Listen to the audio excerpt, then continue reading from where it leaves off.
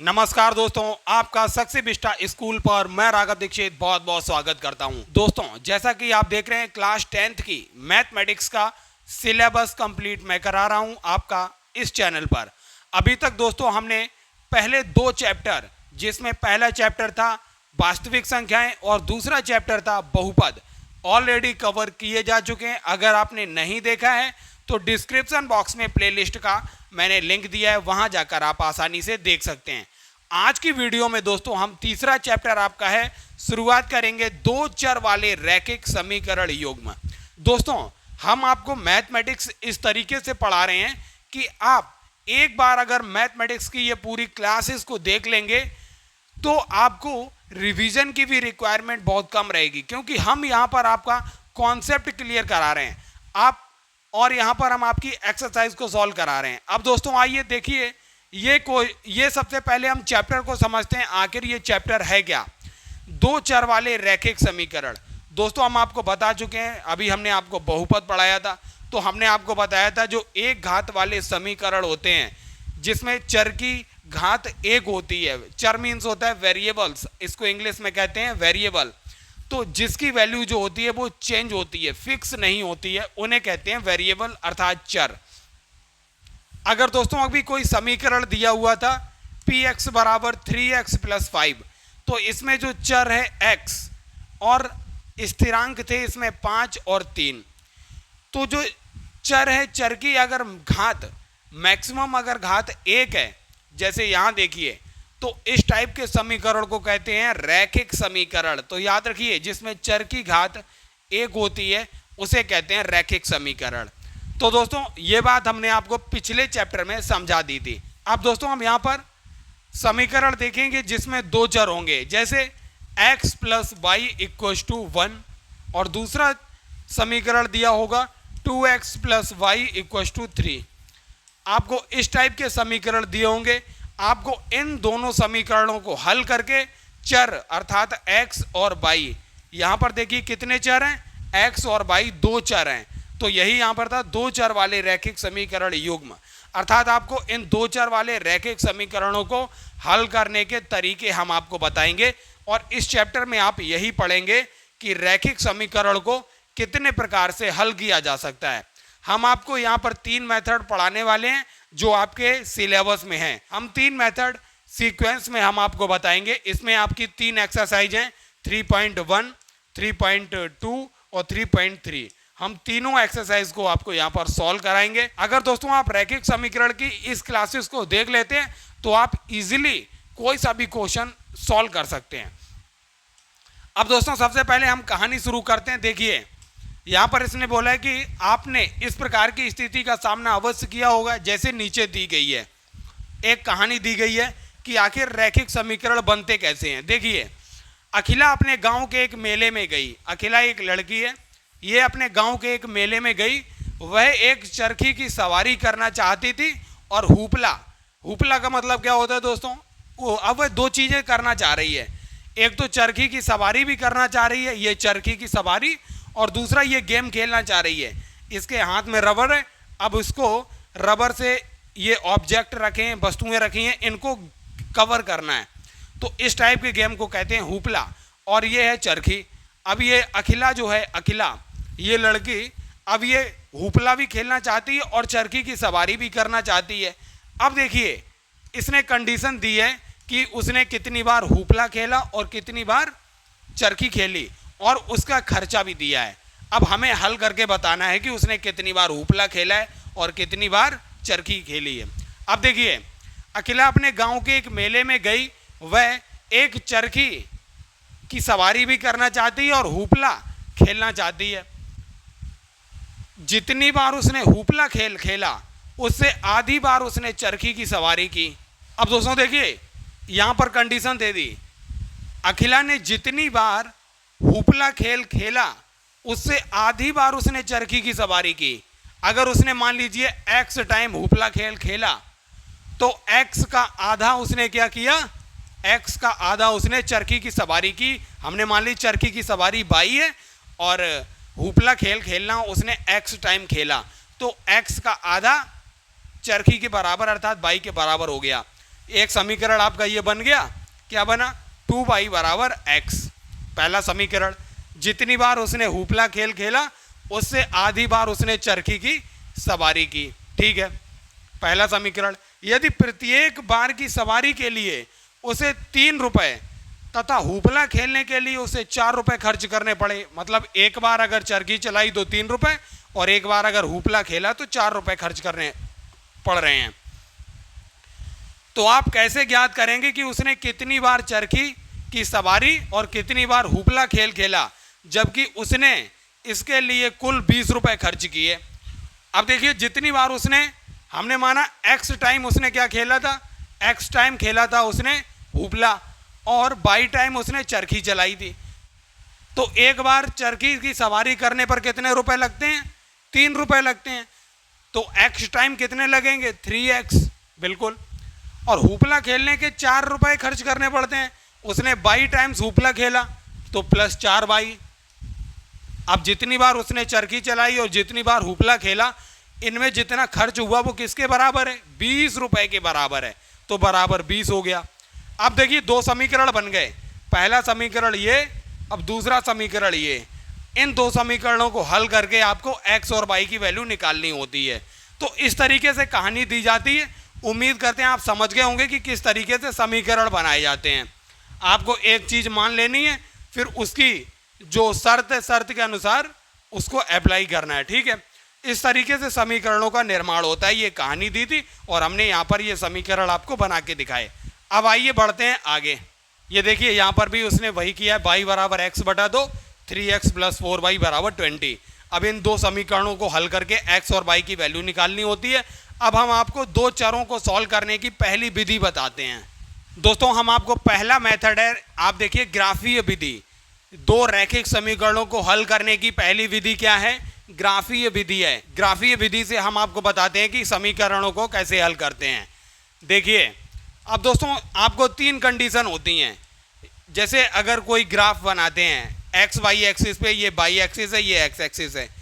अगर 2 रेखाएं आपस में एक दूसरे को प्रतिच्छेदित करती हैं, मतलब कहीं पर काटती हैं, या अगर ये दोनों रेखाएं एक दूसरे को काटेंगी, रेखाएं एक बिंदु पर अगर प्रतिच्छेद करती हैं, तो इस स्थिति में समीकरण युग्म का अद्वितीय हल होता है। दोस्तों, अद्वितीय हल का मतलब होता है केवल उसका एक ही हल होगा, उसकी x और y की सिंगल सिंगल वैल्यूज निकल कर आएंगी।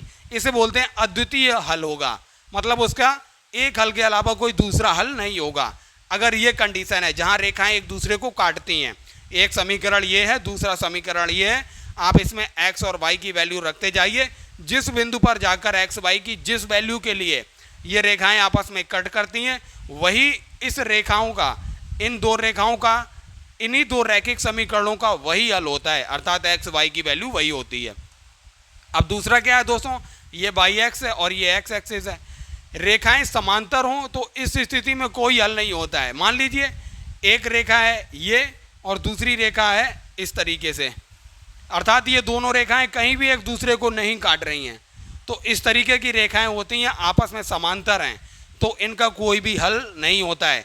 एक्स वाई की किसी भी वैल्यू के लिए ये एक दूसरे को नहीं काटेंगी, अर्थात इसका कोई भी हल नहीं होगा, समीकरण असंगत होता है, अर्थात समीकरण को कोई हल नहीं होता है अगर रेखाएं पैरेलल हैं, समांतर हैं, ठीक है।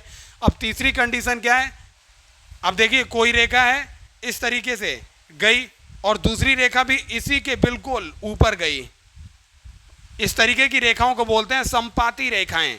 समपाती, पाती के मतलब होता है गिरना, पात मीन्स होता है गिरना, सम मीन्स होता है समान स्थान पर गिर रही हैं। देखिए, अर्थात इनकी जो x और y की वैल्यू है लगभग समान जा रही हैं, समान एक्सिस, इनका ग्राफ जो है एक दूसरे के ऊपर ही चलता जा रहा है। आप देखिए, दोनों समीकरणों के लिए x और y की वैल्यू रखने पर वह बिल्कुल एक लाइन ही बना रही हैं, दोनों की दोनों रेखाएं। इस स्थिति में दोस्तों ऐसे समीकरणों के हल होते हैं वो अनंत होते हैं, अनंत हल होते हैं, अर्थात बहुत सारे हल होते हैं। तीसरी कंडीशन यही है, रेखाएं समपाती हो सकती हैं। इस स्थिति में समीकरण के अपरिमित रूप से अनेक हल होते हैं, आश्रित संगत समीकरण युग्म कहलाते हैं इस तरीके के। अब दोस्तों हम ग्राफीय विधि से 2 अचर वाले समीकरणों को हल करके बताते हैं आपको। देखिए, दो समीकरण दिए हैं, x प्लस 3y बराबर 6 और दूसरा समीकरण है 2x माइनस 3y बराबर 12। अब हम आपको यहाँ पर ग्राफ बना के दिखाएंगे, ग्राफ बनाएंगे। ये है बाई एक्स का निगेटिव, ये है बाई एक्स का पॉजिटिव, ये है एक्स अक्ष का निगेटिव, ये एक्स अक्ष का पॉजिटिव। ठीक है, अब हमने दोनों समीकरण लिख लिए। x बराबर, अब हम x की वैल्यू रखते जाएंगे और x की वैल्यू के लिए y की वैल्यू निकाल ली है। x प्लस 3y बराबर 6 था, तो y बराबर यहाँ से क्या आएगा, y बराबर हो जाएगा 3y बराबर हो जाएगा, x इधर जाएगा 6 माइनस एक्स, तो y बराबर 6 माइनस एक्स, ये 3 आ जाएगा नीचे। देखिए यही यहाँ पर किया है। तो अब हम पहले समीकरण में x की वैल्यू रखेंगे, उसके लिए y की वैल्यू यहाँ से निकल आएगी। ऐसे ही हम दूसरे समीकरण में करेंगे दोस्तों। दूसरे समीकरण देखिए 2x माइनस 3y बराबर 12, x की वैल्यू रखेंगे, अब y की वैल्यू क्या हो जाएगी, अब देखिए 2x इधर जाएगा तो माइनस 3y बराबर 12 माइनस 2x, माइनस इधर जाएगा तो 3y बराबर 2x माइनस 12, अब 3 से डिवाइड कर देंगे तो y बराबर 2x minus 12/3, 2x minus 12/3। x की वैल्यू रखिए, y की वैल्यू आप इस समीकरण में x की वैल्यू रखेंगे, y की वैल्यू मिल जाएगी। ठीक है, x की वैल्यू सबसे पहले हम 0 रखते हैं। x की वैल्यू हमने 0 रखी, इस समीकरण में 0 रखिए तो 6 माइनस 0 6, 6/3, 3 2 जा 6, तो यहाँ पर आ गया 2। x की वैल्यू जब 0 है तो y की वैल्यू क्या है, 2 है। x की वैल्यू 0 है तो y की वैल्यू क्या है, 1 2, तो y की वैल्यू है 2, अर्थात x की वैल्यू 0, y की वैल्यू 2 का मतलब यहाँ पर बिंदु होगा। ठीक है, अब x की वैल्यू 6 रखिए। ठीक है, x की वैल्यू 6 रखी हमने, जब 6 रखेंगे 6 माइनस 6 0, 0/3 0, तो y की वैल्यू 0। अब x की वैल्यू क्या है, 1 2 3 4 5 6, x की वैल्यू 6 है और y की वैल्यू 0 है, अर्थात ये यहाँ पर होगा बिंदु। ठीक है, तो इस समीकरण के लिए जो x plus 3y equal to 6 है, अर्थात हमने दो बिंदु निकाल लिए 0,2 6,0 पर। अब इसके लिए लाइन खींच देते हैं, हमने इन दोनों बिंदुओं को दिया मिला। ठीक है, मिला दिया। अब दूसरा समीकरण उठाते हैं, ये वाला, x की वैल्यू रखिए 0, हम x की वैल्यू सबसे पहले 0 ही रख के देख लेते हैं। जब x की वैल्यू 0 हुई तो माइनस 12/3, तो माइनस 3 चौक 12 हो गया, ऑब्वियस से माइनस 4 आया। x की वैल्यू 0, x की वैल्यू 0, y की वैल्यू माइनस 4 आई है। माइनस 4 का मतलब -1 -2 -3 -4, यहाँ कहीं ऊपर होगा ये बिंदु, यहाँ पर x की वैल्यू 0, y की वैल्यू -4, यहाँ पर होगा ये बिंदु। ठीक है, अब x की वैल्यू रखिए क्या, x की वैल्यू रखिए 3, x की वैल्यू 3 रखी हमने, तो 3 दूनी 6 माइनस 12, तो माइनस का 6/3, 3 दूनी 6 माइनस का 2, y की वैल्यू, तो x की वैल्यू 3 के लिए y की वैल्यू माइनस का 2, x की वैल्यू 3 कहाँ पर आएगा, 1 2 3, अर्थात ये, और y की वैल्यू -2 मतलब ये, अर्थात ये दोनों बिंदु कहाँ पर मिलेंगे, यहाँ पर मिलेंगे, यहाँ पर। ठीक है, ये। अब दोस्तों इसी में x की वैल्यू यहाँ पर रखिए 6, x की वैल्यू 6 रखिए 6, तो y की वैल्यू क्या आएगी, 6 दूनी 12 माइनस 12 0, 0/3 0, तो x की वैल्यू 6, कहाँ पर है x की वैल्यू 6, ये है, और y की वैल्यू 0, अर्थात यहीं पर है, तो ये बिंदु यहाँ पर है। ठीक है, अब इन तीनों बिंदुओं को मिला दीजिए। ठीक है, ये दोनों बिंदु, अब देखिए ये दोनों रेखाएं कहाँ पर कट कर रही हैं, यहाँ पर कट कर रही हैं। अब ये बिंदु क्या है, ये x की वैल्यू क्या है, यहाँ पर x की वैल्यू है 6 और y की वैल्यू क्या है 0, y की वैल्यू 0, अर्थात इनके हल होंगे 6,0, जहाँ पर ये दोनों रेखाएं प्रतिच्छेदित करती हैं, एक दूसरे को काटती हैं, वही इसका हल होगा, वही इनके सॉल्यूशन होंगे। तो कहाँ पर काट रही हैं, 6,0 पर दोनों रेखाएं काट रही हैं, ये वाली और ये वाली, तो इसका हल जो होगा इन दो समीकरणों का 6,0 होगा। आप नहीं तो हल करके देख लीजिए, इसको रख के देखिए, x की वैल्यू 6 रखिए यहाँ पर, x की वैल्यू जब 6 और y की वैल्यू 0, x की वैल्यू 6, y की वैल्यू 0 इस समीकरण में रखेंगे तो 6 + 3 × 0 बराबर 6 आना चाहिए। तो 6 + 0 बराबर 6, अर्थात 6 बराबर 6। समीकरण देखिए संतुलित हो गया। अब यही वैल्यू यहाँ पर रख के देख लीजिए इस वाले समीकरण में। देखिए x की वैल्यू रखिए 6 रखेंगे तो 6 और 2 का गुणा होगा 2, -3 × 0 बराबर 12, 6 दूनी 12 -0 बराबर 12, 12 बराबर 12। ये भी देखिए 12 बराबर बराबर RHS LHS के बराबर आ गई। इसका मतलब इन दो समीकरणों का हल 6,0 हुआ। तो दोस्तों ये ग्राफीय विधि थी। इस तरीके से दोस्तों हम ग्राफीय विधि से दो चर वाले समीकरणों को आसानी से हल कर सकते हैं। उम्मीद करते हैं ये समझ आया होगा। अगर दोस्तों ये रेखाएं एक दूसरे के पैरेलल होती, समांतर होती, तो एक भी इनका हल नहीं होता। अगर ये दोनों रेखाएं एक दूसरे के संपाती अर्थात एक के ऊपर एक होती तो इसके अनेक हल हो जाते हैं। तीनों कंडीशन होती हैं। ग्राफ खींचने की विधि यही है। दो समीकरण दिए होते हैं, आप उसमें x की वैल्यू रखिए और उसी समीकरण में x की वैल्यू के अकॉर्डिंग y की वैल्यू निकालिए। सेम यहाँ कीजिए और दोनों रेखाओं को ग्राफ पर निरूपित कीजिए। आपको दोस्तों या तो रेखाएं प्रतिच्छेदित करेंगी, या रेखाएं समांतर होंगी, या रेखाएं एक दूसरे के ऊपर होंगी अर्थात संपाती होंगी। यही 3 कंडीशन होंगी। हम आपको बता चुके हैं तीनों कंडीशन में हल कितने होते हैं समीकरणों के। अब दोस्तों हम आपको बताते हैं कि आप समीकरणों को देख के कैसे बता सकते हैं कि उसके कितने हल होंगे। उसके अद्वितीय हल होंगे, उसके अनंत हल होंगे, अथवा उसके एक भी हल नहीं होंगे। कैसे बता सकते हैं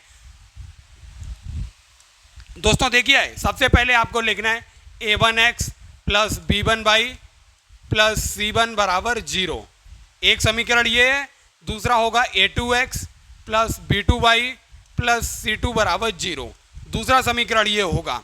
तो आपको क्या करना है, a1/a2, b1/b2 और c1/c2 अर्थात a1/a2, b1/b2, c1/c2 का रेशियो निकाल लेना है। जैसे हम इसके लिए निकाल के दिखाते हैं। x - 2y बराबर 0, a1 b1 और ये हो जाएगा c1। अब ये हो जाएगा a2 b2 c2। ठीक है, तो a1 कितना है, 1 है, अपॉन a2 कितना है, 3 है, 1/3। b1 कितना है, b1 है -2 बटे b2 हो जाएगा 4, कॉमा c1 कितना है, c1 बेसिकली हम हमेशा इसको यहाँ पे ही लिखते हैं, प्लस का c1 आता है, प्लस का c1 यहीं रहता है। यहाँ 0 है। अगर मान लीजिए यहाँ 5 होता तो 5 को इधर लेके आया तो -5, तो c1 -5 होता। ये बात याद रखिए। यहाँ पर 0 है तो 0 अपॉन ये देखिए c2 कितना है, -20 है। अब आपको निकल के आ गया a1/a2, b1/b2, c1/c2। तीनों निकल कर आ गए। ये तो था निकालने का मेथड कि कैसे निकालते हैं।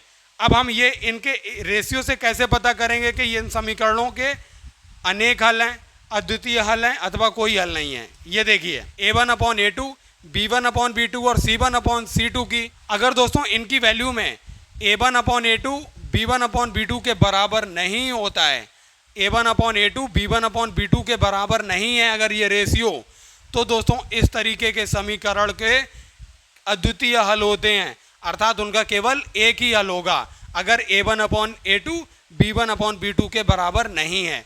अगर दोस्तों a1/a2, b1/b2 और c1/c2 तीनों बराबर हैं, तीनों रेशियो बराबर आ जाते हैं, उस केस में अपरिमित या अनेक हल होते हैं, अर्थात वे रेखाएं संपाती होती हैं, एक दूसरे के ओवरलैप होती हैं, ऊपर ही होती हैं। अब तीसरी कंडीशन होती है, अगर a1/a2 और b1/b2 तो बराबर हैं, लेकिन ये रेशियो c1/c2 के बराबर नहीं है, तो रेखाएं समांतर होती हैं। समांतर रेखाएं होती हैं अर्थात उनका कोई भी हल नहीं होता है। तो ये तीनों कंडीशन याद रखिए। जब a1/a2, b1/b2 के बराबर ही नहीं है, उस कंडीशन में केवल एक ही हल होगा। जब तीनों बराबर होंगे अनुपात, तो रेखाएं संपाती होंगी, उनके अपरिमित अनेक हल होंगे। जब a1/a2, b1/b2 के तो बराबर है, लेकिन c1/c2 के बराबर नहीं है, तो रेखाएं समांतर होती हैं। ऐसी रेखाओं के कोई भी हल नहीं होते हैं। तो दोस्तों ये कंडीशन भी याद रखिए। दोस्तों आज की वीडियो में हमने आपको ग्राफीय विधि बताई और हमने आपको बताया रैखिक समीकरण क्या होते हैं और रैखिक समीकरणों को हल करने का ग्राफिक मेथड बताया और हमने बताया कि a1/a2, b1/b2 और c1/c2 अर्थात जो चर हैं, चर के गुणांकों के अनुपात को देखकर आप कैसे बता सकते हैं कि उन समीकरणों के कितने हल हो सकते हैं। तो दोस्तों आगामी वीडियो में हम आपको प्रश्नावली 3.1 को हल कराएंगे। अगर दोस्तों सक्सी बिस्टा क्लासेस की ये क्लासेस आपको अच्छी लग रही हैं तो अपने क्लास 10 के दोस्तों तक ये वीडियो को शेयर कीजिए और ज़्यादा से ज़्यादा स्टूडेंट्स को सक्सी बिस्टा स्कूल के साथ जोड़िए, जिससे कि हम आपके मैथमेटिक्स के साथ साइंस का भी कोर्स कंप्लीट करा सकें यहाँ पर कॉन्सेप्ट के साथ। दोस्तों सक्सी बिस्टा स्कूल की वीडियो देखने के लिए आप सभी दोस्तों का बहुत बहुत धन्यवाद।